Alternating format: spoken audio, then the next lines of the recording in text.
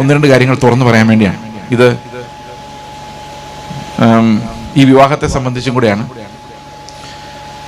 ഈ വിവാഹം കഴിക്കുന്ന നിഖിലിനെ കുറിച്ച് ഒരു കാര്യം പറഞ്ഞാൽ, അവരുടെ കുടുംബത്തെക്കുറിച്ച് പറഞ്ഞാൽ, ഒരു ഹൈന്ദവ മാർഗത്തിൽ നിന്ന് വിശ്വാസത്തിൽ വന്നവരാണ്. അപ്പോൾ ഇവരുടെ വിവാഹാലോചനയ്ക്ക് ഇവരുടെ മാതാപിതാക്കൾ വിവാഹം ആലോചിച്ചപ്പോൾ അവിടെ ഉണ്ടായ ഏറ്റവും വലിയ തടസ്സം ഇവർ രണ്ട് ബാക്ക്ഗ്രൗണ്ടിൽ നിന്ന് വന്നവരാണെന്നുള്ളതാണ്.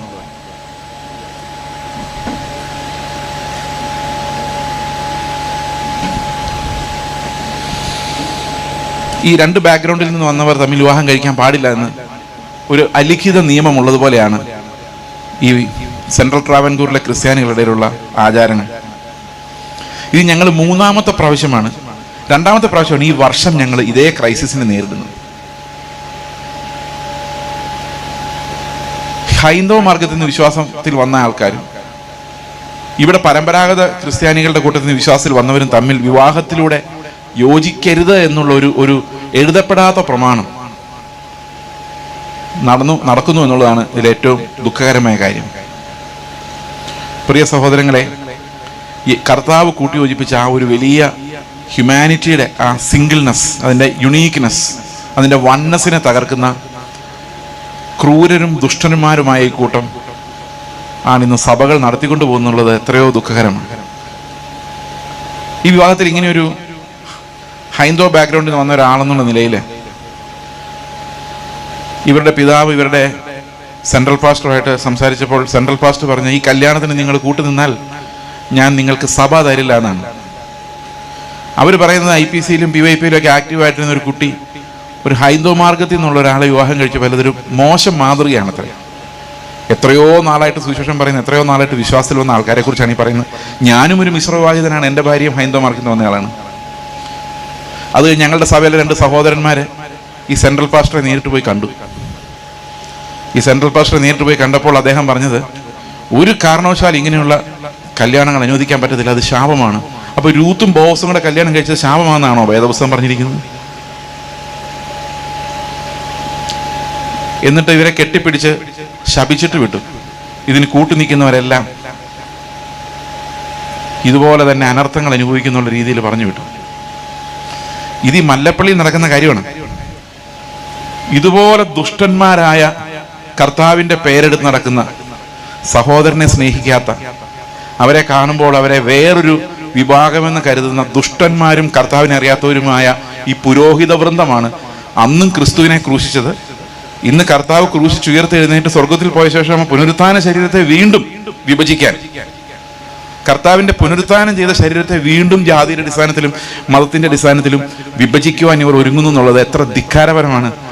അതിൽ എനിക്കുള്ള വിഷമവും ബുദ്ധിമുട്ടും കൂടെ ഞാൻ ആദ്യം അറിയിക്കുകയാണ്. ഇത് കേൾക്കേണ്ടവരെല്ലാവരും കേൾക്കുമെന്ന് ഞാൻ വിചാരിക്കുന്നു. ഇന്ന് വിവാഹത്തിന് ഉള്ള സന്ദേശം നൽകുന്നതിന് മുൻപ് ഈ ഒരു വിവാഹത്തിന് ഈ സന്ദേശം എങ്ങനെ നൽകണമെന്ന് ഞാൻ ആലോചിച്ചപ്പോൾ എൻ്റെ ഉള്ളിൽ ആത്മാവ് പ്രേരിപ്പിച്ച ചില കാര്യങ്ങൾ പങ്കുവയ്ക്കുവാൻ ഞാൻ ആഗ്രഹിക്കുന്നു. നിങ്ങൾ രണ്ടുപേരും ഈ മണവാളനെയും മണവാട്ടിയെയും ഇൻട്രൊഡ്യൂസ് ചെയ്ത് ശ്രദ്ധിച്ചു കാണുമായിരിക്കും. ഷാജിച്ചാനാണ് ഇൻട്രൊഡ്യൂസ് ചെയ്തത്, മണവാളിനെ ഇൻട്രൊഡ്യൂസ് ചെയ്തത്. വേണമെങ്കിൽ ഷാജിച്ചാൻ തന്നെ മണവാട്ടിനെ ഇൻട്രൊഡ്യൂസ് ചെയ്യാം. പിന്നെ ഒരാളുടെ കയ്യിൽ 2 പണി ഏൽപ്പിക്കുന്നത് എന്തിനാന്ന് വിചാരിച്ചാണ് അത് ഗണേശനെ കൊണ്ട് ചെയ്യിപ്പിച്ചത്. കാരണം ഷാജിച്ചാനും വളരെ വർഷങ്ങളായിട്ട് അറിയാവുന്ന കുട്ടിയാണ് ഷാരോൺ. ഇവർ രണ്ടുപേരും സുവിശേഷ വേലയിൽ ആക്റ്റീവായിട്ട് പങ്കെടുക്കുകയും ഒരു മിഷണറി ദർശനം ഉള്ളിൽ സൂക്ഷിക്കുകയും ചെയ്യുന്ന ആൾക്കാരാണ്. അപ്പോൾ സ്വാഭാവികമായിട്ടും ഇങ്ങനൊരു പ്രപ്പോസൽ വരുമ്പം നമ്മൾ മുൻപോട്ട് ചിന്തിക്കുന്നത് ഒരു മിഷണറി കുടുംബം അല്ലെങ്കിൽ കർത്താവിന് വേണ്ടി അധ്വാനിക്കുന്ന ഒരു കുടുംബം ഉണ്ടാകുന്നു എന്നുള്ളൊരു സന്തോഷമാണ് നമ്മുടെ എല്ലാ ഹൃദയങ്ങളിൽ ഉണ്ടാകുന്നത്. അതുകൊണ്ട് തന്നെ വളരെ സന്തോഷത്തോടെയാണ് ഞാൻ ആ ഒരു കാര്യത്തിൽ ഈ സഭയെ അഭിസംബോധന ചെയ്യുന്നത്. ഇന്നത്തെ കാലത്ത് മിഷണറി വേല അല്ലെങ്കിൽ സുവിശേഷ വേല എന്നൊക്കെ പറയുന്നത് യൗവനക്കാർ ഒഴിഞ്ഞു നിൽക്കുന്ന ഒരു മേഖലയാണ്. എല്ലാം പ്രായമായ അപ്പച്ചന്മാർ റിട്ടയർ ചെയ്ത ശേഷം ഇറങ്ങുന്നൊരു മേഖലയാണ് ഇന്ന് പൊതുവെ സുവിശേഷീകരണം എന്നൊക്കെ പറയുന്നത്. അപ്പോൾ യൗവനത്തിൽ തന്നെ കർത്താവിനെ അറിയുവാനും കർത്താവിനെ അറിയിക്കുവാനുമുള്ള കോളിങ്ങുള്ള അനേക സഹോദരങ്ങൾ, മക്കൾ നമുക്കുണ്ട്. അവരെല്ലാം ഓർത്ത് ഞാൻ ദൈവത്തെ സ്തോത്രം ചെയ്യുന്നു. ഇവരെയും ഒരു മിഷണറി കുടുംബമായിട്ട് കാണുവാൻ ഞങ്ങൾ ആഗ്രഹിക്കുന്നു. ദൈവം അങ്ങനെ തന്നെ അവരെ നടത്തുമാറാകട്ടെ എന്ന് പ്രാർത്ഥിക്കുന്നു. നമ്മുടെ കേരളത്തെ വർഷങ്ങൾക്ക് മുമ്പ്, ഏതാണ്ട് 100 വർഷങ്ങൾക്ക് മുൻപ് സ്വാമി വിവേകാനന്ദൻ ഭ്രാന്താലയം എന്ന് വിളിച്ചതായിട്ട് നിങ്ങൾ കേട്ടിട്ടുണ്ടോ? അതിന് കാരണം ഇവിടെ ഒരിക്കലും തീരാത്ത ജാതിയുടെ പോരാട്ടമാണ്. ഈ ഭ്രാന്താലയം ഇപ്പോഴും തുടരുന്നു എന്നുള്ളതാണ് നമ്മൾ ചുറ്റും നോക്കുമ്പോൾ കാണുന്നത്. ഇന്ന് ഈ ഭ്രാന്താലയത്തിന് കാവൽ നിൽക്കുന്നത് വിശ്വാസികളാണ്, ഉപദേശിമാരാണ് എന്നുള്ളതാണ് ഇതിലെ ഏറ്റവും വേദനാജനകമായ കാര്യം. അവർ ബോധപൂർവം ഭ്രാന്തന്മാരെ സൃഷ്ടിക്കുന്നു, ജാതി വ്യവസ്ഥയെ ഊട്ടി ഉറപ്പിക്കുന്നു, ജാതിക്കപ്പുറത്തേക്ക് ചിന്തിക്കാതിരിക്കാൻ, ജാതിക്കുള്ളിൽ തന്നെ കിടക്കാൻ മക്കളെ ഉത്ബോധിപ്പിക്കുന്നു. വേദപുസ്തകം നമ്മൾ പരിശോധിക്കുമ്പോൾ ബാബേൽ ഗോപുരം പണിയുന്ന സമയത്ത് ദൈവത്തോടുള്ള മത്സരമായിട്ട് ജനങ്ങളെല്ലാം എഴുന്നേറ്റ് ഒരു ഗോപുരം പണിത് ആകാശത്തോളം ഇത് എത്തിക്കാമെന്നും നമ്മളിനി ഒരിടത്തും ചിതറിപ്പോവുകയില്ല എന്ന് അവർ തീരുമാനിച്ചു. അങ്ങനെ ഈ ഗോപുരം പണിയുന്ന സമയത്ത് ദൈവരുടെ ഭാഷയെ കലക്കി അവർ ലോകത്തിൻ്റെ പല ഭാഗങ്ങളിലേക്ക് ചിതറപ്പെട്ടു. അങ്ങനെ കുറേ ആൾക്കാർ ഇന്ത്യയിലും വന്നു, കുറേ ആൾക്കാർ ഓരോരോ കോർണറിൽ ലോകത്തിൻ്റെ പല ഭാഗങ്ങളിൽ ചിതറപ്പെട്ടു. പല ഭാഷകളും ജാതികളും വംശങ്ങളും ഉണ്ടായി. എന്നാൽ ദൈവത്തിൻ്റെ ഉദ്ദേശം യേശുക്രിസ്തുവിൽ പിന്നെയും എല്ലാവരെയും ഒന്നായി ചേർക്കുക എന്നുള്ളതായതുകൊണ്ട്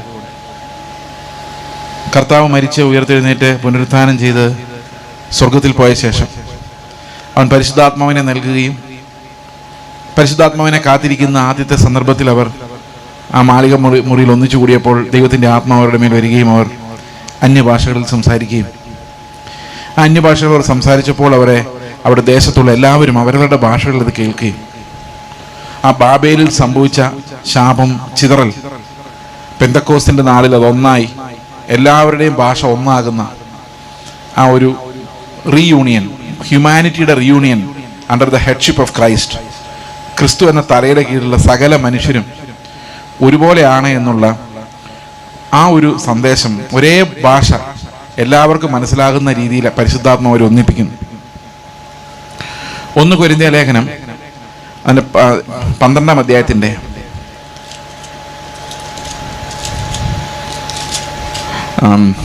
12-ാം വാക്യം, 12-13 വാക്യങ്ങൾ. ശരീരം ഒന്നും അതിന് അവയവം പലതും, ശരീരത്തിൻ്റെ അവയവം പലതായിരിക്കും, എല്ലാം ഒരു ശരീരമായിരിക്കുന്ന പോലെ ആകുന്നു ക്രിസ്തുവും. യഹൂദന്മാരോ യവനന്മാരോ ദാസന്മാരോ സ്വതന്ത്രന്മാരോ നാം എല്ലാവരും ഏക ശരീരമാകുമാറ് ഒരേ ആത്മാവിനാൽ സ്നാനമേറ്റും എല്ലാവരും ഒരേ ആത്മാവിനെ പാനം ചെയ്തുമിരിക്കുന്നു. അപ്പോൾ കർത്താവിൻ്റെ ശരീരത്തിൽ ഒറ്റ തല മാത്രമുള്ളത് കർത്താവാണ്. എന്നാൽ അനേകം അവയവങ്ങൾ ഒന്നിച്ചു ചേർത്താണ് കർത്താവിൻ്റെ സഭയാം ശരീരം ഉണ്ടാകുന്നത്. എന്നാൽ നമ്മുടെ കേരളത്തിൽ ഈ മറ്റ് നാടുകളിലെ പോലെ തന്നെ ജാതിയുടെ അടിസ്ഥാനത്തിലുള്ള വേർതിരിവുകൾ നമ്മൾ പലപ്പോഴും കണ്ടിട്ടുണ്ട്. കല്യാണം ആലോചിക്കുമ്പോൾ യാക്കോബായ പാരമ്പര്യത്തിൽ നിന്ന് വിശ്വാസത്തിൽ വന്ന മാതാപിതാക്കൾ അവരുടെ മകന് വേണ്ടി അതേ സമുദായത്തിൻ്റെ ബാക്ക്ഗ്രൗണ്ടിലുള്ളവരിൽ നിന്ന് വിവാഹാലോചനകൾ ക്ഷണിക്കും. നിങ്ങൾ അങ്ങനെയുള്ള പരസ്യങ്ങൾ, പെന്തക്കോസുകാരാണ്, അന്യഭാഷ പറയുന്നവരാണ്, പക്ഷെ അവർക്ക് ഈ കർത്താവിൻ്റെ ആത്മാവ് ഈ ജാതിയെ മതത്തെ എല്ലാം അതിജീവിച്ച കാര്യം അറിയില്ല. ക്രിസ്തുവിനെ കുറിച്ചുള്ള വെളിപ്പാടില്ല, പരിജ്ഞാനമില്ല. അവരിപ്പോഴും റേസിസ്റ്റുകളായിട്ട് അവരുടെ റേസിനെ, അവരുടെ ജാതിയെ മറ്റുള്ള എല്ലാ ജാതികളെക്കാളും ഉത്കൃഷ്ടമായതായിട്ട് കാണുന്നു. അപ്പം നിങ്ങളിൽ ഒരാൾ നിങ്ങളുടെ ജാതി മറ്റൊരാളുടെ ജാതിയേക്കാൾ നല്ലത് എന്ന് വിചാരിച്ചാൽ നിങ്ങൾ കർത്താവിൻ്റെ പരിജ്ഞാനത്തിലേക്ക് വന്നിട്ടില്ല എന്നാണ് അതിൻ്റെ അർത്ഥം. കാരണം ദൈവത്തിനു മുമ്പിൽ എല്ലാ മനുഷ്യരും ഒരുപോലെ പാപികളാണ്, ദൈവത്തിൻ്റെ കൃപ ആവശ്യമുള്ളവരാണ്. എല്ലാവരും ഒരുപോലെ പാപികളും എല്ലാവരും ഒരുപോലെ കർത്താവിനെ വേണ്ടവരുമാണ്. ഞാനിത് പറയാനുള്ള കാരണം ഞാൻ 1-2 കാര്യങ്ങൾ തുറന്നു പറയാൻ വേണ്ടിയാണ്. ഇത് ഈ വിവാഹത്തെ സംബന്ധിച്ചും കൂടെയാണ്. ഈ വിവാഹം കഴിക്കുന്ന നിഖിലിനെ കുറിച്ച് ഒരു കാര്യം പറഞ്ഞാൽ, അവരുടെ കുടുംബത്തെക്കുറിച്ച് പറഞ്ഞാൽ, ഒരു ഹൈന്ദവ മാർഗത്തിൽ നിന്ന് വിശ്വാസത്തിൽ വന്നവരാണ്. അപ്പോൾ ഇവരുടെ വിവാഹാലോചനയ്ക്ക് ഇവരുടെ മാതാപിതാക്കൾ വിവാഹം ആലോചിച്ചപ്പോൾ അവിടെ ഉണ്ടായ ഏറ്റവും വലിയ തടസ്സം ഇവർ 2 ബാക്ക്ഗ്രൗണ്ടിൽ നിന്ന് വന്നവരാണെന്നുള്ളത്.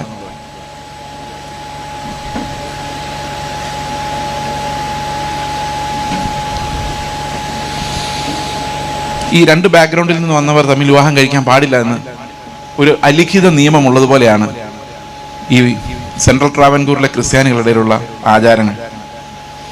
ഇത് ഞങ്ങൾ 3-ാമത്തെ പ്രാവശ്യമാണ്, 2-ാമത്തെ പ്രാവശ്യമാണ് ഈ വർഷം ഞങ്ങൾ ഇതേ ക്രൈസിസിനെ നേരിടുന്നത്. ഹൈന്ദവ മാർഗത്തിൽ നിന്ന് വിശ്വാസത്തിൽ വന്ന ആൾക്കാരും ഇവിടെ പരമ്പരാഗത ക്രിസ്ത്യാനികളുടെ കൂട്ടത്തിൽ നിന്ന് വിശ്വാസത്തിൽ വന്നവരും തമ്മിൽ വിവാഹത്തിലൂടെ യോജിക്കരുത് എന്നുള്ള ഒരു എഴുതപ്പെടാത്ത പ്രമാണം നടക്കുന്നു എന്നുള്ളതാണ് ഇതിൽ ഏറ്റവും ദുഃഖകരമായ കാര്യം. പ്രിയ സഹോദരങ്ങളെ, ഈ കർത്താവ് കൂട്ടിയോജിപ്പിച്ച ആ ഒരു വലിയ ഹ്യൂമാനിറ്റിയുടെ ആ സിംഗിൾനെസ്, അതിൻ്റെ യുണീക്ക്നെസ്, അതിൻ്റെ വൺനെസ്സിനെ തകർക്കുന്ന ക്രൂരരും ദുഷ്ടന്മാരുമായ ഈ കൂട്ടം ആണ് ഇന്ന് സഭകൾ നടത്തിക്കൊണ്ടു പോകുന്നുള്ളത്. എത്രയോ ദുഃഖകരമാണ്. ഈ വിവാഹത്തിൽ ഇങ്ങനെയൊരു ഹൈന്ദവ ബാക്ക്ഗ്രൗണ്ടിൽ നിന്ന് വന്ന ഒരാളെന്നുള്ള നിലയിൽ ഇവരുടെ പിതാവ് ഇവരുടെ സെൻട്രൽ പാസ്റ്ററുമായിട്ട് സംസാരിച്ചപ്പോൾ സെൻട്രൽ പാസ്റ്റർ പറഞ്ഞ, ഈ കല്യാണത്തിന് നിങ്ങൾ കൂട്ടുനിന്നാൽ ഞാൻ നിങ്ങൾക്ക് സഭ തരില്ല എന്നാണ്.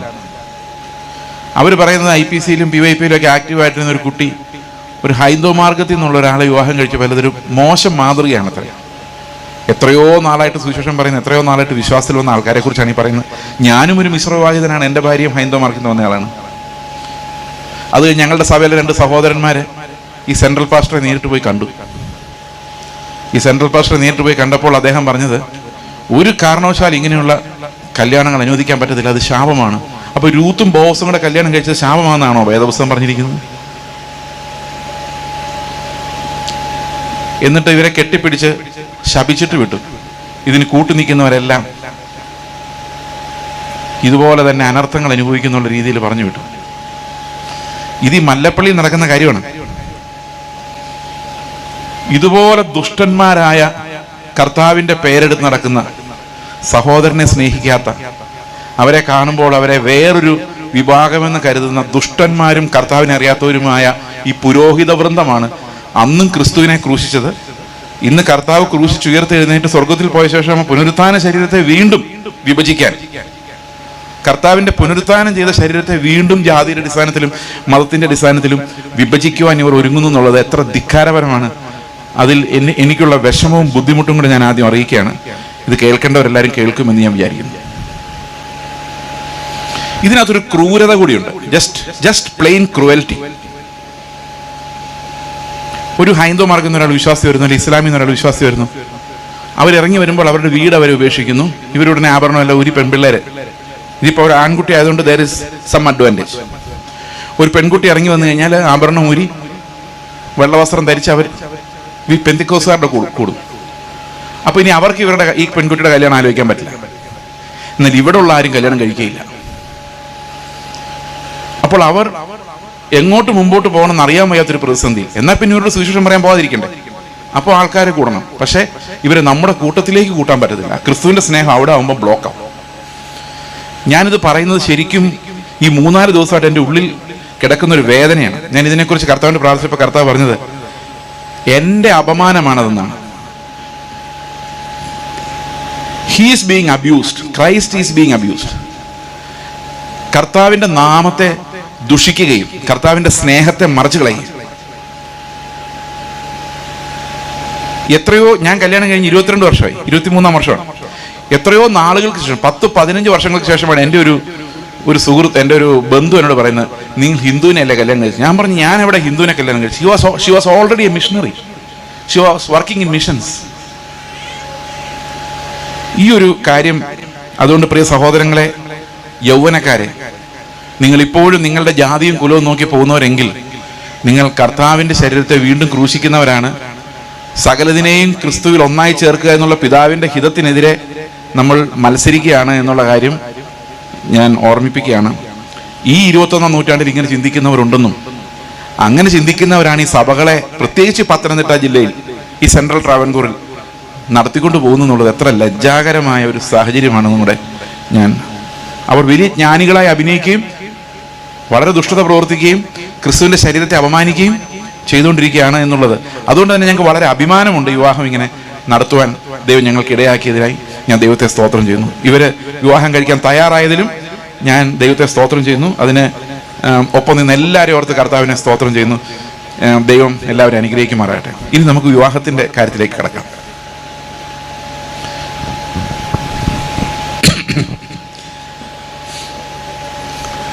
ഒരു സ്ത്രീയും പുരുഷനും യുണൈറ്റഡ് ആവുക എന്ന് പറയുന്നത് ദൈവത്തിൻ്റെ ഹിതമാണ്. അതിനാകെയുള്ളൊരു കണ്ടീഷൻ അവർ വേറെ വിവാഹം കഴിക്കാത്ത സ്ത്രീയും പുരുഷനുമായിരിക്കണം എന്നുള്ളത് മാത്രമാണ്. എന്നാൽ വിശ്വാസികളായിരിക്കുമ്പോൾ ഒരു വിവാഹം കഴിക്കുന്നത് ഒരു വിശ്വാസി ആയിരിക്കണം എന്ന് വേദപുസ്തകം കൃത്യമായിട്ട് പറയുന്നു. കാരണം ഒരേ ദർശനമുള്ളവർ, ഒരേ വിശ്വാസമുള്ളവരാണ് വിവാഹം കഴിക്കേണ്ടത്. അങ്ങനെ വരുമ്പോൾ അവരുടെ വിവാഹത്തിലൂടെ, അവരുടെ ജീവിതത്തിലൂടെ ദൈവത്തിന്റെ നാമം മഹത്വപ്പെടുവാൻ ഇടയാകും. അപ്പോൾ എന്തിനാണ് കർത്താവ് ഒരു വിവാഹത്തെക്കുറിച്ച് പറയുന്നത്? എന്തിനാണ് വിവാഹം കഴിക്കുന്നത് നല്ലതാണെന്ന് പറയുന്നത്? വിവാഹം കഴിച്ച പല ആൾക്കാരോട് ഇരിപ്പുണ്ട്. അവരോട് വ്യക്തിപരമായിട്ട് ചോദിച്ചു കഴിഞ്ഞാൽ വിവാഹം കഴിക്കുന്നത് നല്ലതാണെന്ന് അവർ പറയണമെന്ന് നിർബന്ധമില്ല. സമാധാനമായിട്ട് ജീവിച്ചുകൊണ്ടിരുന്ന എന്നെ പിടിച്ച് കല്യാണം കഴിപ്പിച്ച് ഇപ്പൊ അങ്ങോട്ടും ഇങ്ങോട്ടും തിരിയാൻ വയ്യാത്ത അവസ്ഥയിലാക്കി ചിന്തിക്കുന്ന ഒത്തിരി ആൾക്കാരുണ്ട്. പക്ഷെ ദൈവം നോക്കുമ്പോൾ അത് മനോഹരമാണ്. കാരണം വിവാഹം കഴിച്ച ശേഷം വേണ്ടായിരുന്നു ചിന്തിക്കുന്ന അനേകം ആൾക്കാർ നമ്മുടെ ചുറ്റും ഉണ്ടെങ്കിലും ഇവൻ ആദം പോലും ചിന്തിച്ചാണ്. ആദമിനെ ആദ്യം ഒറ്റയ്ക്ക് ഇരുന്നപ്പോൾ ആദമിന് ഒരു കുഴപ്പമില്ലായിരുന്നു. അപ്പൊ ഒറ്റയ്ക്ക് ഇരിക്കുന്ന നല്ലതല്ലെന്ന് പറഞ്ഞ് കർത്താവ് ഹൗവയെ കൊടുത്ത ശേഷമാണ് ആദം ആ പഴം പറിച്ചു തിന്നത്. അപ്പൊ അവിടെ ഹൗവ എന്നൊരു ഫാക്ടർ ഇല്ലെങ്കിൽ അവിടെ അനുസരണക്കേടും ഇല്ലായിരുന്നു. പക്ഷെ ദൈവം നോക്കുമ്പോൾ ആദം ഒറ്റയ്ക്ക് ഇരിക്കുന്നതിനേക്കാളും ദൈവത്തിന് ഇഷ്ടം ഹൗവയുടെ കൂടെ ഇരിക്കുന്നതാണ്. അതിൻ്റെതായ ദുഃഖങ്ങളുണ്ട്, വിഷമങ്ങളുണ്ട്, സ്ട്രഗിൾസ് ഉണ്ട്, പോരാട്ടങ്ങളുണ്ട്. പക്ഷെ ഗോഡ് അപ്പോയിന്റഡ് മാരേജ് എന്നിട്ട് പറഞ്ഞു മനുഷ്യൻ ഒറ്റയ്ക്ക് ഇരിക്കുന്നത് നല്ലതല്ല. കാരണം എന്തിനാണ് ഈ ഒറ്റയ്ക്ക് ഇരിക്കുന്നത് നല്ലതല്ലെന്ന് ദൈവം പറയാനുള്ള കാരണം? ദൈവം മനുഷ്യന് നൽകുന്ന അനുഗ്രഹങ്ങൾ പങ്കുവെക്കപ്പെട്ട് കാണുവാൻ ദൈവത്തിന് ഇഷ്ടമുണ്ട്. God is glorified when his attributes are shared. ഉദാഹരണത്തിന് ദൈവം എനിക്ക് തന്ന കാര്യങ്ങളെ ഞാൻ ഷെയർ ചെയ്യുമ്പോൾ അത് ദൈവത്തിന്റെ നാമത്തിന്റെ മഹത്വമാണ്. ദൈവത്തിന് എനിക്ക് ലഭിക്കുന്ന ദാനങ്ങളെ ഷെയർ ചെയ്യുവാൻ എന്നെ വളരെ ഇന്റിമേറ്റ് ആയിട്ട് അറിയുന്ന, എന്നെ ഏറ്റവും അടുത്തറിയുന്ന ആളുകൾ ആവശ്യമാണ്. അപ്പൊ ഒരു പാർട്ട്ണർ എന്ന് പറയുന്നത് എപ്പോഴും ദൈവത്തിന്റെ ദാനങ്ങളെ പങ്കുവെക്കാൻ, ആദമിനാണെങ്കിലും ഇന്നാണെങ്കിലും ദൈവത്തിന്റെ ദാനങ്ങളെ പങ്കുവെക്കാനുള്ള ഒരു കൂട്ടാളിയാണ്.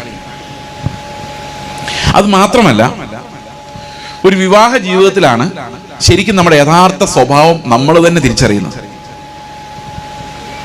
നമ്മുടെ കൂട്ടുകാരെ നമ്മൾ തിരഞ്ഞെടുക്കുമ്പോൾ നമ്മൾ ഒരുവിധം നല്ല ആൾക്കാർ എന്ന് പറഞ്ഞാൽ നമ്മളെപ്പോലുള്ളവരെ തിരഞ്ഞെടുക്കുന്നു. തന്നെയുമല്ല, ഒരു പരിധിയിൽ വിട്ട് അവർ നമ്മുടെ ജീവിതത്തിലേക്ക് ഇടിച്ചു കയറുന്നുമില്ല. എന്നാൽ ഒരു ഭാര്യ അല്ലെങ്കിൽ ഭർത്താവ് ജീവിതത്തിലേക്ക് വരുമ്പോൾ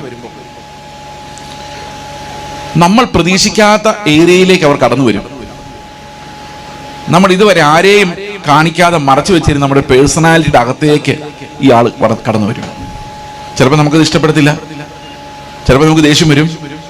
പക്ഷേ അങ്ങനെ ഒരാളെ ദൈവം നമ്മുടെ പേഴ്സണാലിറ്റിയിലേക്ക് കടത്തി വിടുന്നത് എന്തിനാന്ന് വെച്ച് കഴിഞ്ഞാൽ നമ്മുടെ ജീവിതത്തിനകത്തേക്ക് കടത്തി വിടുന്നത് നമ്മളെ വിശുദ്ധീകരിക്കാൻ വേണ്ടിയാണ്. That's God's purpose in marriage. ചിലപ്പം ഞാൻ വിചാരിക്കുമായിരിക്കും, അയ്യോ ഈ കല്യാണം ഒട്ടും വർക്ക് ചെയ്യുന്നില്ലെന്ന് ഞാൻ വിചാരിച്ചാലും ദൈവം അത് മനോഹരമായി വർക്ക് ചെയ്യിപ്പിക്കും.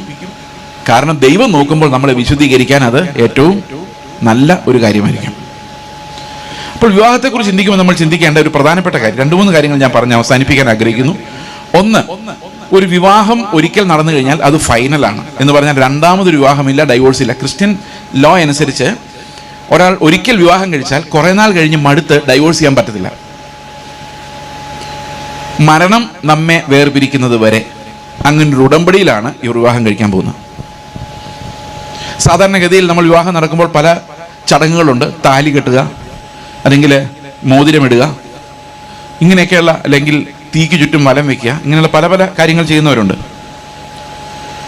പക്ഷെ ഇവിടെ നമ്മൾ അതൊന്നുമല്ല പറയുന്നത്. നിത്യനായ ദൈവത്തിന് മുമ്പിൽ, അവന്റെ സഭയുടെ മുൻപിൽ മരണം നമ്മെ വേർപിരിക്കുന്നത് വരെ എന്നുള്ള ഒരു ഉടമ്പടി എടുത്താണ് അവർ വിവാഹിതരാകുന്നത്. ആ ഉടമ്പടിയാണ് അവർ വിവാഹിതരാക്കുന്നത്. ഈ ഉടമ്പടിയിൽ ഒരിക്കൽ പ്രവേശിച്ചു കഴിഞ്ഞാൽ മരണത്താൽ അല്ലാതെ ആ ഉടമ്പടിയിൽ നിന്ന് മാറുവാൻ സാധിക്കില്ല. അപ്പൊ കുറെ കഴിയുമ്പോൾ ഡൈവോഴ്സ് ആയി എന്ന് പറഞ്ഞിട്ട് കാര്യമില്ല. കാരണം മരണം വേർപിരിക്കുന്ന വരെയുള്ള ഒരു ഉടമ്പടി സ്വർഗത്തിലിരിക്കെ ഇവിടെ മനുഷ്യർ തമ്മിൽ ഡൈവോഴ്സ് ആക്കിയാലും ഈ സ്വർഗത്തിൽ ഉടമ്പടി മാറുകയില്ല. അതുകൊണ്ട് ഡൈവോഴ്സായി വേറെ വിവാഹം കഴിച്ചാലും അത് വ്യഭിചാരമല്ലാതെ ഒരിക്കലും ഒരു വിവാഹമാവുകയില്ല. വിവാഹം ഒന്നേ ഉള്ളൂ, മരണത്താൽ മാത്രമേ വേറൊരു വിവാഹം സാധിക്കുകയുള്ളൂ. രണ്ടിലൊരാൾ ഈ ലോകത്തു നിന്ന് മാറ്റപ്പെടാതെ രണ്ടാമതൊരു വിവാഹമില്ല.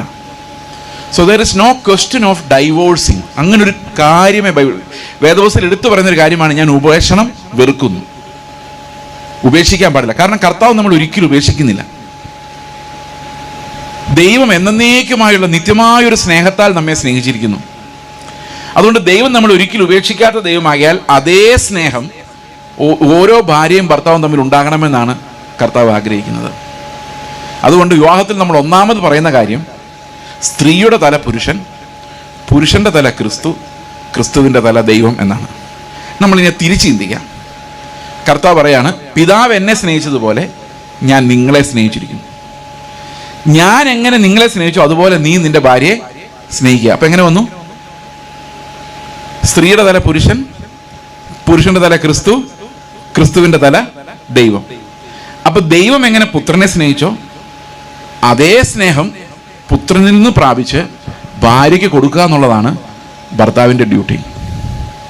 അപ്പൊ ശരിക്കും ദൈവത്തിൻ്റെ സ്വഭാവം അവൻ്റെ പരിശുദ്ധാത്മാവിലൂടെ നമ്മളിലേക്ക് പകരുകയും ആ ദൈവത്തിൻ്റെ സ്വഭാവത്തെ നമ്മൾ മറ്റുള്ളവരിലേക്ക് പകരുകയും ചെയ്യുന്നിടത്താണ് ഒരു ക്രിസ്തീയ ജീവിതം ശരിക്കും വർക്ക് ചെയ്യുന്നത്. അപ്പോൾ ഒരു വിവാഹത്തിൽ നമ്മൾ സാധാരണ വിവാഹത്തിൽ എന്തൊക്കെയാണ് പങ്കുവെക്കുന്നത്? സ്വത്ത്, പിന്നെ ഒന്നിച്ചു പോയി കറങ്ങാൻ പോകുന്നു, പിന്നെ ഒന്നിച്ചുള്ള എൻജോയ്മെൻറ്റ്സ്, ഇതൊക്കെ ശരിയാണ്. പക്ഷേ ഏറ്റവും പ്രധാനപ്പെട്ട കാര്യം, what you receive from the Lord, ദൈവത്തിൽ നിന്ന് എന്ത് നിങ്ങൾ സ്വീകരിക്കുന്നോ അത് പങ്കുവെക്കപ്പെടുക എന്നുള്ളതാണ് പ്രധാനപ്പെട്ട കാര്യം. അതുകൊണ്ട് ക്രിസ്തീയ വിവാഹത്തിൽ ഒരിക്കലും ഒരു ഡൈവോഴ്സ് എന്ന് പറയുന്ന കാര്യം ഉണ്ടാവില്ല. കാരണം പിതാവ് എങ്ങനെയാണോ പുത്രനെ സ്നേഹിച്ചത്, പുത്രൻ എങ്ങനെയാണോ എന്നെ സ്നേഹിച്ചത്, അതേ സ്നേഹമാണ് ഒരു കുടുംബ ബന്ധത്തിനകത്ത് നടക്കേണ്ടത്.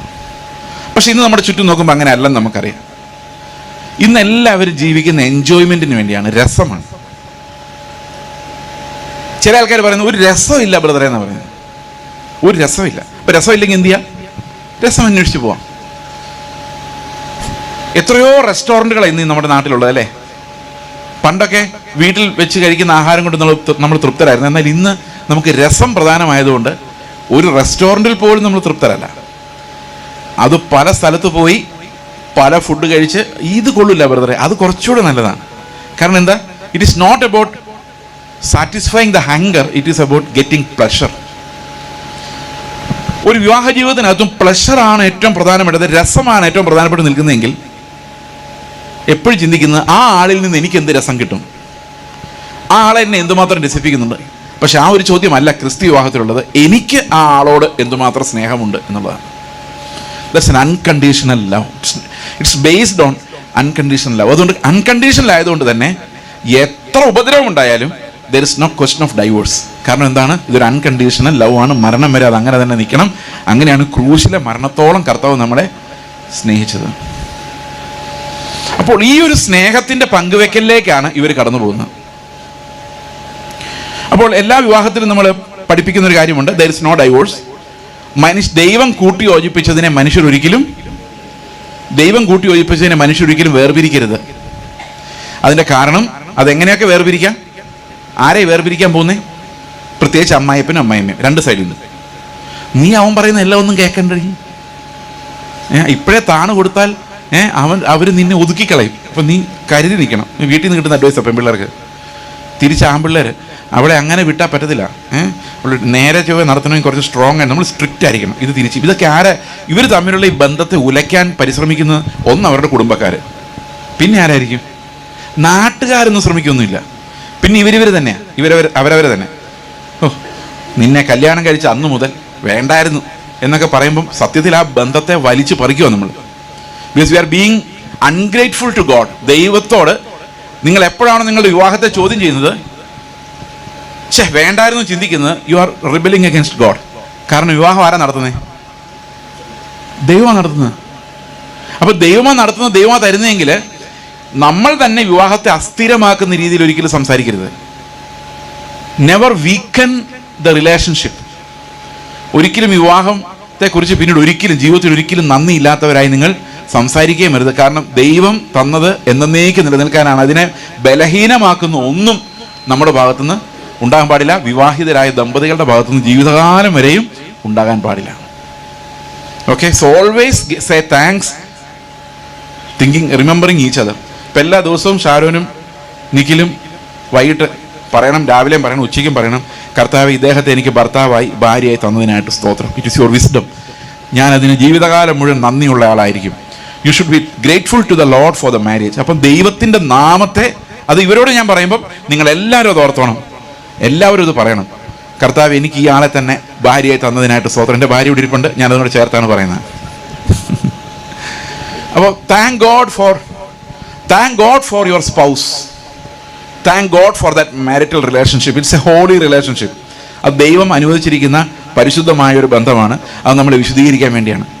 ഇപ്പം നമ്മൾ നോക്കും, എൻ്റെ പാസ്റ്ററെ നിങ്ങൾക്ക് ഇങ്ങനെയൊക്കെ പറയാം, എൻ്റെ അവസ്ഥ എനിക്കേ അറിയത്തുള്ളൂ, ഞാൻ എന്തെല്ലാം കഷ്ടങ്ങളിലൂടെ കടന്നു പോകുന്നറിയാം. അപ്പോൾ കർത്താവ് പറയുന്നത് നിങ്ങളെ ഇത് ഏൽപ്പിച്ചത് നിങ്ങൾക്ക് മാത്രമേ അത് പറ്റൂ എന്നുള്ളത് കൊണ്ടാണ്.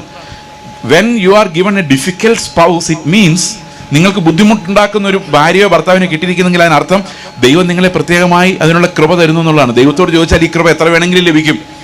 അതുകൊണ്ട് ചോദിക്കുന്നവർക്കെല്ലാം ഏത് ബുദ്ധിമുട്ടുണ്ടാക്കുന്ന ആളോടും ഒത്തു ജീവിക്കാനുള്ള കൃപ ദൈവം തരും. സ്തോത്രം ചെയ്താൽ മതി. കർത്താവ് ഇയാളെ എനിക്ക് തന്നതിനായിട്ട് സ്തോത്രം. ഇങ്ങനെ പറയാം, ഇയാളെ തന്നെ എനിക്ക് തന്നതിനായിട്ട് സ്തോത്രം. ഒന്നുകൂടെ കടത്തി. വേറെ വഴി എത്ര പേര് പോയതാണ്, അവിടെ ഒന്നും കൊണ്ടേ ചാടിക്കാതെ ഇയാളെ തന്നെ എനിക്ക് തന്നതിനായിട്ട്. ഇന്ന് ഇങ്ങനെയല്ല പറയുന്നത്, എത്രയോ ആൾക്കാർ വന്നു പോയതാണ്, ഇയാളെ തന്നെ ആണല്ലോ കർത്താവ്. അങ്ങനെ ആകരുത്, നേരെ തിരിച്ചു പറയണം. എത്രയോ ആൾക്കാർ, ദൈവം ഞാൻ എൻ്റെ ജീവിതം എന്തായി പോയിന്, ഇത്രയും നല്ലൊരു ലൈഫ് എനിക്ക് തന്നതിനായിട്ട് സ്തോത്രം. കാരണം God does everything in A beautiful വേ. നമ്മൾ അവനെ സ്തോത്രം ചെയ്യുമ്പം ഇതെല്ലാം ഏറ്റവും മനോഹരമായിട്ട് തന്നെ നമുക്ക് മനസ്സിലാവും. ശരിയാണോ? ശരിയാണ്. ഓക്കെ. അപ്പോൾ ഈ വിവാഹത്തിൻ്റെ മനോഹരത്വം എന്ന് പറയുന്നത്, ഇതിനകത്തൊരു പ്രത്യേകമായൊരു സ്പിരിച്വൽ കണക്ഷൻ ഉണ്ട്. ആ സ്പിരിച്വൽ കണക്ഷൻ എന്ന് പറയുന്നത് ഈ ഭൂമിയിൽ നമ്മൾ അനുഭവിക്കുന്നതല്ല, നിത്യമായ ഒരു ബന്ധത്തിൻ്റെ നിഴലാണ്. യേശു കർത്താവ് തൻ്റെ സഭയെ സ്നേഹിച്ചതുപോലെ, ഇതാണ് എഫേസ്യ ലേഖനത്തിൽ പറയുന്നത്, കർത്താവ് എങ്ങനെയാണോ സഭയെ സ്നേഹിച്ചത് അതുപോലെ ഭാര്യ ഭർത്താവിനെ സ്നേഹിക്കണം. അപ്പം 2 കൽപ്പനകളാണ് അവിടെ ഉള്ളത്. അതെല്ലാ കല്യാണത്തിനും നമ്മൾ വായിക്കുന്ന കൽപ്പനയാണ്. നമ്മളത് വായിക്കാതെ വരെ വിടാൻ ഉദ്ദേശിക്കുന്നില്ല. എഫേസ്യ ലേഖനം 2-ാം അധ്യായം. ഇവർക്കത് കാണാതെ അറിയാമായിരിക്കും, എന്നാലേ നമ്മളിത് പറഞ്ഞ് പഠിപ്പിച്ച് വിട്ടാലേ പറ്റുള്ളൂ. 5-ാം അധ്യായത്തിൻ്റെ 22-ാം വാക്യം. ഓക്കെ. ഭാര്യമാരെ അങ്ങനെ ചിന്തിക്കരുത്, സകലത്തിലും ഭർത്താക്കന്മാർക്ക് കീഴടങ്ങിയിരിക്കും. അങ്ങനെ കീഴടങ്ങിയിരിക്കുന്ന ഭാര്യമാരെല്ലാം ഇവിടെ ഉണ്ടെന്ന് എനിക്ക് തോന്നുന്നു. ഇല്ല എന്ന് എനിക്ക് തോന്നുന്നു. ശരിക്കും അങ്ങനെ ആരും കാണുകയില്ലായിരിക്കും അല്ലേ? ഉണ്ടോ? അടുത്ത വാക്യം, ക്രിസ്തു ശരീരത്തിന്റെ രക്ഷിതാവായി സഭയ്ക്ക് തലയാകുന്ന പോലെ ഭർത്താവ് ഭാര്യയ്ക്ക് തലയാകുന്നു. അപ്പൊ തല പറയുന്ന എല്ലാം ആര് കേൾക്കണം? എന്ത് പറഞ്ഞാലും കേൾക്കണം. അപ്പൊ മണ്ടത്തരങ്ങളൊക്കെ പറഞ്ഞ കർത്താവിനോട് പറയണം, കർത്താവ് ഈ മണ്ടത്തരം ചെയ്യിപ്പിക്കുന്ന ഒരാളെ തന്നെ എനിക്ക് തലയായിട്ട് തന്നതിനായിട്ട്. ബുദ്ധി ദൈവം കൊടുത്തോളും. നിങ്ങളിൽ ഒരാൾക്ക് ജ്ഞാനം കുറവാണെങ്കിൽ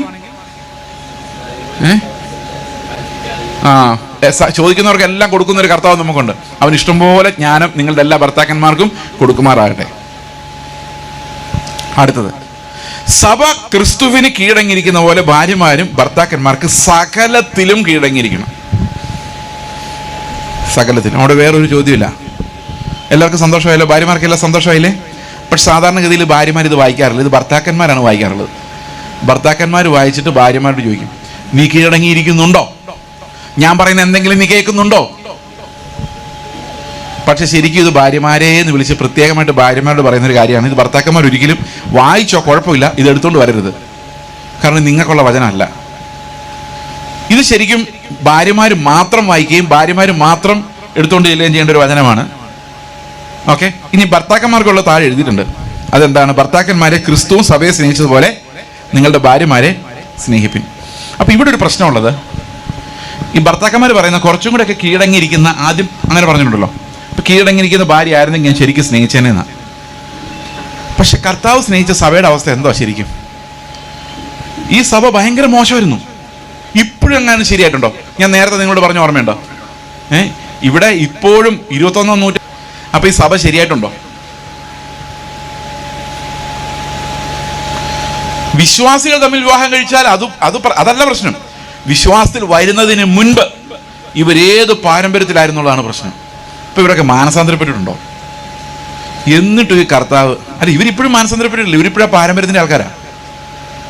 അവരിപ്പോഴും പഴയ പാരമ്പര്യത്തിന്റെ പരിശോധനക്കാരാണ്. ക്രൂശിന്റെ ശക്തിയെ തള്ളിക്കളയുന്ന പഴയ പാരമ്പര്യത്തിന്റെ പരിശോധനക്കാരാണ് അവര്. ഓക്കെ. അപ്പോൾ ഇന്നും നന്നായിട്ടില്ല ഈ സഭ. ഈ സഭ ഇപ്പോഴും ഇങ്ങനെ കിടക്കുന്നു. എന്നിട്ടും ഈ കർത്താവ് ആ സഭയെ നന്നാക്കാൻ വേണ്ടി തൻ്റെ പ്രാണനെ നൽകി. അപ്പോൾ നല്ലൊരു ഭാര്യയല്ല കർത്താവ് സ്നേഹിച്ചത്, നന്നാക്കാൻ വേണ്ടിയാണ് സ്നേഹിച്ചത്. ആണോ? അപ്പോൾ ഭാര്യ നന്നായിരുന്നാൽ ഞാൻ സ്നേഹിച്ചോളാം എന്ന് പറഞ്ഞിട്ട് കാര്യമില്ല. അവൾ എന്തായാലും കുഴപ്പമില്ല, ദൈവം എനിക്ക് തന്നതാണ്, സ്തോത്രം. ഞാൻ മരണം വരെയും കർത്താവ് എങ്ങനെ സഭയ്ക്ക് വേണ്ടി ജീവനെ ഏൽപ്പിച്ചു കൊടുത്തോ അതുപോലെ ഞാനും എൻ്റെ ഭാര്യയ്ക്ക് വേണ്ടി മരിക്കാൻ ഏൽപ്പിച്ചു കൊടുക്കുന്നു. ഇത് ഭർത്താവ്. അപ്പം ആരുടെ പണി എളുപ്പം? ഭാര്യയുടെ പണിയാണോ ഭർത്താവിൻ്റെ പണിയാണോ എളുപ്പം? ഭാര്യയുടെ പണി എളുപ്പം, ഒന്നും ചെയ്യണ്ട, ഭർത്താവ് പറയുന്നവരെല്ലാം ചെയ്താൽ മതി. ഭർത്താവിൻ്റെ പണിയാ പാട്. എന്തുവാ? കർത്താവ് എങ്ങനെ സ്നേഹിച്ചു അതുപോലെ. പക്ഷെ ദൈവം സഹായിച്ച് ഇങ്ങനെയുള്ള രണ്ട് കൂട്ടരും നമ്മുടെ ഇടയിലില്ല. ഭർത്താവിന് എല്ലാത്തിനും കീഴടങ്ങിയിരിക്കുന്ന ഒരു ഭാര്യയോ, ഭാര്യയെ കർത്താവ് സ്നേഹിച്ച പോലെ സ്നേഹിക്കുന്ന ഒരു ഭർത്താവോ നമ്മുടെ ഇടയിൽ ഒന്നുമില്ല. മനുഷ്യരാൽ അത് അസാധ്യമാണ് താനും. പിന്നെ എന്തിനിത് പ്രസംഗിക്കുന്നതെന്ന് വെച്ച് കഴിഞ്ഞാൽ, ഇതാണ് ക്രിസ്തുവിൻ്റെ നിലവാരം. വേദപുസ്തകത്തിൽ പറഞ്ഞിരിക്കുന്ന ക്രിസ്തുവിൻ്റെ നിലവാരം എന്ന് പറയുന്നത് ഇതാണ്. നമ്മളെല്ലാം അതിൻ്റെ താഴെയാണ്. നമ്മൾ പ്രാർത്ഥിക്കുന്നതും ഉപവസിക്കുന്നതും കഷ്ടപ്പെടുന്നതും ഓടുന്നതും അധ്വാനിക്കുന്നതും എല്ലാം ഇവിടെ എത്താൻ വേണ്ടിയാണ്. ഈ നീതിയിലേക്ക് നോക്കിയാണ്, ഇതുപോലെ ആകാൻ വേണ്ടിയാണ്. അപ്പൊ വിവാഹ ജീവിതത്തിന്റെ ഓരോ ദിവസവും നമ്മൾ മരിക്കുന്ന വരെ നമ്മൾ ഓടിക്കൊണ്ടിരിക്കുന്നത് ക്രിസ്തുവിനെ പോലെ ആകാൻ വേണ്ടിയാണ്.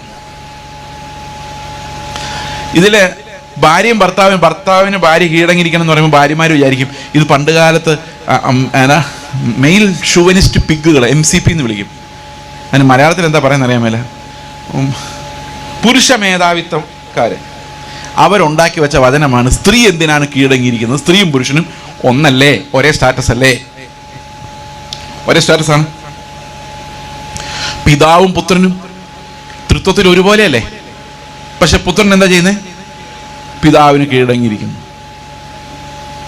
സമത്വമുള്ള തുല്യതയുള്ള പിതാവും പുത്രനും തമ്മിലുള്ള ബന്ധത്തിൽ പുത്രൻ എന്താ ചെയ്യുന്നത്? അപ്പൊ യേശുക്രിസ്തുവിന്റെ ലൈഫിൽ നമുക്ക് എന്തെല്ലാം കാണാം? നായകനായ ഭർത്താവിനെയും കാണാം, കീഴടങ്ങിയിരിക്കുന്ന ആളെയും കാണാം. അപ്പൊ ഭാര്യയ്ക്കും ഭർത്താവിനും ആരാ മാതൃക? ആരാണ്? ക്രിസ്തുവാണ്. പിതാവിന് കീഴടങ്ങിയിരിക്കുന്നതിൽ ക്രിസ്തുവിനെ പോലെ. പതുക്കെ ഒരു 5-6 മാസം കഴിയുമ്പോഴേക്കും ഇവർ പരസ്പരം ഈ സ്വഭാവം മനസ്സിലാക്കാൻ തുടങ്ങും. ഓഹോ, ഇങ്ങനെയായിരുന്നല്ലേ, അങ്ങനെ പതുക്കെ മനസ്സിലായി തുടങ്ങുന്ന ശബ്ദം നാട്ടുകാർ കേൾക്കാൻ തുടങ്ങും. ആദ്യം ഇങ്ങനെ പറയുന്ന, ആദ്യത്തെ ഒരു വർഷം ഭർത്താവ് സംസാരിക്കും, ഭാര്യ കേൾക്കും. 2ാമത്തെ വർഷം ഭാര്യ സംസാരിക്കും, ഭർത്താവ് കേൾക്കും. 3ാമത്തെ വർഷം ഇവർ രണ്ടുപേരും സംസാരിക്കുമ്പോൾ നാട്ടുകാർ കേൾക്കുമെന്ന് പറയുന്ന അവസ്ഥയിലാണ്. പക്ഷേ കുറേ മുമ്പോട്ട് പോയി കഴിയുമ്പോൾ ഇവരുടെ ഉള്ളിൽ കർത്താവ് ഉണ്ടെങ്കിൽ ഇതിനൊക്കെ അതിജീവിക്കുന്ന ഒരു സ്നേഹം ഇവരുടെ ഉള്ളിലുണ്ടാവും. ആ സ്നേഹം വളർന്നു വരികയുള്ളൂ, ഒരിക്കലും കുറഞ്ഞു പോകില്ല. ഈ ഡോപ്പമിനെല്ലാം കുറഞ്ഞു പോയെങ്കിലും ഈ ക്രിസ്തുവിൻ്റെ സ്നേഹം നമ്മുടെ ഉള്ളിൽ പകർത്തപ്പെട്ടിട്ടുണ്ടെങ്കിൽ അത് പ്രായമാകുന്തോറും അത് കൂടിക്കൂടി വരും. അതാണ് വിവാഹത്തിൻ്റെ പ്രത്യേകത എന്ന് പറയുന്നത്. Slowly it will grow into a maturity. സ്നേഹം ഒരു മെച്യൂരിറ്റിയിലോട്ട് വളർന്നു വരണം. അപ്പൊ അതാ നമ്മുടെ എല്ലാവരുടെയും ലക്ഷ്യം, എല്ലാ ഭാര്യ ഭർത്താക്കന്മാരുടെ ലക്ഷ്യം. ഇനി കല്യാണം കഴിക്കാൻ പോകുന്ന പിള്ളേരുടെ ലക്ഷ്യം അതാണ്. ഓക്കെ, ഇതൊക്കെ കേട്ട് ഇനി വേണ്ട, ഇങ്ങനെയാണ് വേണ്ട. ശിഷ്യന്മാരും അങ്ങനെ പറഞ്ഞു. ഒരു ദിവസം കർത്താവ് പറഞ്ഞു വിവാഹം മോചനം പറ്റില്ല. അപ്പൊ ശിഷ്യന്മാർ പറഞ്ഞു, അയ്യോ, ഒരു പെണ്ണിനെ കിട്ടി അങ്ങനെ ആ പെണ്ണിൻ്റെ കൂടെ ജീവിതകാലം ജീവിക്കാനോ? നടക്കുന്ന കാര്യമല്ല. മോശ അങ്ങോട്ട് പറഞ്ഞിട്ടുണ്ടല്ലോ, ഉപേക്ഷണപത്രം കൊടുത്തിട്ട് വേണേ വിട്ടേക്കാൻ. കർത്താവ് പറഞ്ഞു, മോശ അങ്ങനെ പറഞ്ഞത് കഠിനഹൃദയ ഉള്ളവന്മാരായതുകൊണ്ടാണ്. എന്നാൽ ആദ്യം അങ്ങനെ അല്ലായിരുന്നു. ആദമിന് ഹൗവയെ കൊടുത്തപ്പോൾ വേണ്ടെങ്കിൽ നീ കളഞ്ഞേക്കാൻ പറഞ്ഞല്ല കൊടുത്തത്. കർത്താവിന് സഭയെ കൊടുത്തപ്പോഴും സഭയെ വേണ്ടാന്ന് കർത്താവിന് തോന്നാണ് വിട്ടേക്ക്. അങ്ങനെയല്ല, ആദിയിൽ അങ്ങനെ അല്ലായിരുന്നു. എന്നിട്ട് പറയാണ്, സ്ത്രീയും പുരുഷനുമായി കർത്താവ് അവരെ സൃഷ്ടിച്ചു, അവൾ ഒരു ദേഹമായി തീരും. ഓക്കെ, എന്നിട്ട് പറഞ്ഞത്, നിങ്ങൾക്ക് ഇങ്ങനെ പറ്റില്ലെങ്കിൽ, അതായത് ഡൈവോഴ്സ് ഉള്ളൊരു സിസ്റ്റമാണ് നിങ്ങൾക്ക് ഇഷ്ടമെങ്കിൽ നിങ്ങൾ കല്യാണം കഴിക്കാൻ പോകാതിരിക്കുന്നതാണ് നല്ലത് എന്നാ പറഞ്ഞു. സ്വർഗരാജ്യത്തെ പ്രതി വേണമെങ്കിൽ ഷണ്ണന്മാരായിക്കോ, എന്നാലും ഡൈവോഴ്സ് ഞാൻ സമ്മതിക്കില്ല. So God honours a marriage എന്ന് മാത്രമല്ല, അത് എന്നേക്കും സ്ഥിരമായിരിക്കണമെന്ന് കർത്താവ് ആഗ്രഹിക്കുകയും ചെയ്യുന്നു. കാരണം എങ്കിൽ മാത്രമേ ഈ ക്രിസ്തുവിൻ്റെ സ്നേഹം അവിടെ നിഴലിട്ട് വരുന്നത് നമുക്ക് കാണുവാൻ സാധിക്കുകയുള്ളൂ. അപ്പോൾ നമ്മളിനി ഇവരെ വീണ്ടും കാണുമ്പോഴും നമ്മളിനി ഇവരെ ഒത്തിരി പ്രാവശ്യം കാണും. കാരണം they will be active in the ministry. Many people will be blessed by them. നമ്മളിനി അവരെ കാണുമ്പോഴെല്ലാം ഇവരെ ഓർത്തും പ്രാർത്ഥിക്കണം, കർത്താവെ, ക്രിസ്തുവിൻ്റെ സ്നേഹത്തിൽ ഒരു വളർന്ന് മെച്യൂർ ആകുവാൻ, അനേകർക്ക് ആശ്വാസമായി മാറുവാൻ ഇവരെ കർത്താവിനെ ഒരുക്കണമേ. കർത്താവ് വരുന്നതുവരെയും ഈ വിശുദ്ധീകരണത്തിൻ്റെ യാത്ര തുടർന്നുകൊണ്ടേയിരിക്കും. It will not be an easy way, easy walk. പക്ഷേ തീർച്ചയായിട്ടും ദൈവം അതിനുള്ള കൃപ ഇവർക്ക് കൊടുക്കുമെന്ന് നമുക്ക് എല്ലാവർക്കും അതിനുവേണ്ടി പ്രാർത്ഥിക്കാം. ഇപ്പോൾ കർത്താവ് നമുക്ക് വേണ്ടി കാത്തിരിക്കുകയാണ് സ്വർഗത്തിൽ. അവിടെ ഒരു വിവാഹത്തിനായിട്ട് അവനെ വിശ്വസിക്കുന്നവർ, സകല ജാതികളിൽ നിന്നും മതങ്ങളിൽ നിന്നും വർഗങ്ങളിൽ നിന്നും ഉള്ളവർ. അപ്പോൾ പണ്ടൊരാൾ ചോദിച്ചു, ഈ സകല ജാതികളും ഗോത്രങ്ങളൊക്കെ അവിടെ ഉണ്ടല്ലേ പാസ്റ്ററെ? പറഞ്ഞു, ഉണ്ട്, എല്ലാവരും ഉണ്ട്. അയ്യോ, അവരുടെയൊക്കെ കൂടെ പോയിരുന്ന് ആഹാരം കഴിക്കേണ്ടി വരുമല്ലേ അവിടെ സ്വർഗത്തിൽ? വരും. അയ്യോ, അന്നേരം പോലും ഞാൻ, നീ വിഷമിക്കേണ്ട, എന്താ നീ എന്തായാലും അങ്ങോട്ട് പോകാൻ പോകുന്നില്ല, ഡോണ്ട് വറി അബൌട്ട് ദാറ്റ്. കർത്താവ് വരുന്നവരെ ക്രിസ്തു ആരെന്ന് വെളിപ്പെടുത്തുകയും, അല്ലെ, ക്രിസ്തുവിൻ്റെ സ്വഭാവം എന്തെന്ന് വെളിപ്പെടുത്തുകയും ചെയ്യാൻ ഒരു കുടുംബത്തിന് മാത്രമല്ല, ഒരു സഭയ്ക്കും അതിനുള്ള ഉത്തരവാദിത്വമുണ്ട്. അതുകൊണ്ട് സഭയായിട്ട് നമ്മളിന്ന് പറയാണ്, ഇതാണ് കർത്താവിൻ്റെ സ്വഭാവം. കർത്താവ് തേജസ്സിൽ വരുമ്പോൾ ഒരുപോലെ എടുക്കപ്പെടും. നമുക്ക് ഒരേ അവകാശങ്ങളാണ് കർത്താവ് തന്നിരിക്കുന്നത്. അതുകൊണ്ട് ഈ കുടുംബത്തെ ദൈവം അനുഗ്രഹിക്കട്ടെ നമുക്ക് പ്രാർത്ഥിക്കാം. നമുക്ക് ഒരു നിമിഷം പ്രാർത്ഥിക്കാം. ഞങ്ങളുടെ സ്വർഗ്ഗസ്ഥ പിതാവേ, അങ്ങയുടെ കരങ്ങളിൽ ഞങ്ങളെ സമർപ്പിക്കുന്നു.